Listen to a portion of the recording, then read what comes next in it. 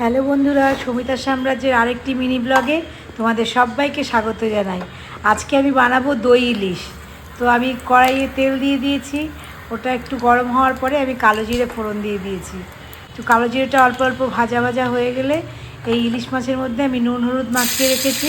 এবার ইলিশ মাছ দুটো আমি হালকা করে ভেজে নেব, বেশি ভাজবো না, এপিট ওপিট করে ভেজে নেব। ব্যাস, বেশিক্ষণ আর বেশি ভাজবো না। এবার আমি একটা মিক্সিতে দই, সর্ষে, বেশ কিছু কাঁচা লঙ্কা, নুন, হলুদ এই দিয়ে ভালো করে পেস্ট করে রেখেছি। এখন এই পেস্টটা আমি এর মধ্যে ঢেলে দেব, সাথে একটু নাড়িয়ে নেব, একটু নাড়াচাড়া করে নেব, তারপরে মিক্সি ধোয়া জলটা এর মধ্যে ঢেলে দেব। মিক্সি ধোয়া জলটা আমি এর মধ্যে ঢেলে দিলাম।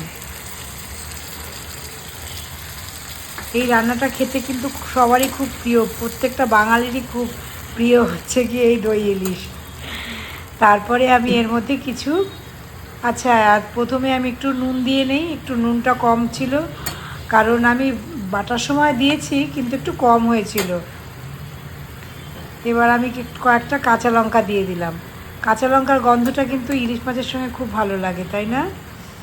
তো চলো, এবার একটু ভালো করে একটু ফুটে উঠলে আর মাছটা সেদ্ধ হওয়ার জন্য আমি আরেকটু জল দিয়ে দিলাম। ওই মিক্সির মধ্যেই জল দিয়ে, ওই মিক্সি ধোয়া জলটাই আরেকটু পরিমাণে দিয়ে দিলাম মাছটা সেদ্ধ হয়ে যাওয়ার জন্য। এবার আমি ওটাকে ঢেকে এবার একটু কমিয়ে দেবো আঁচটা। তো মাছটাও খুব ভালোভাবে সেদ্ধ হয়ে যাবে আর ঝোলটাও গা মাখা হয়ে যাবে। ব্যাস, কিছুক্ষণ বাদে আমি উঠিয়ে দিলাম। দেখো, ঝোলটা বেশ গা মাখা মাখা হয়ে গেছে আর মাছটাও খুব সুন্দর সেদ্ধ হয়ে গেছে। এটা তো আমার ফেভারিট ডিশের মধ্যে একটা, খুব ভালো লাগে গরম গরম ভাতের সঙ্গে, খুব প্রচণ্ড ভালো লাগে। এবার আমি নামাবার আগে একটু কাঁচা সর্ষের তেল দিয়ে দেব, দিয়ে একদম আমি ঢেকে দেবো, সঙ্গে সঙ্গে ঢেকে বন্ধ করে দেব। ব্যাস, ঢেকে দিলাম, এবার বন্ধ করে দেব।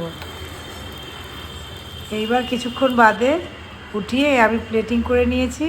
তো তোমাদের কেমন লাগলো জানিও, আর যদি ভালো লাগে তাহলে প্লিজ লাইক কমেন্ট শেয়ার করো।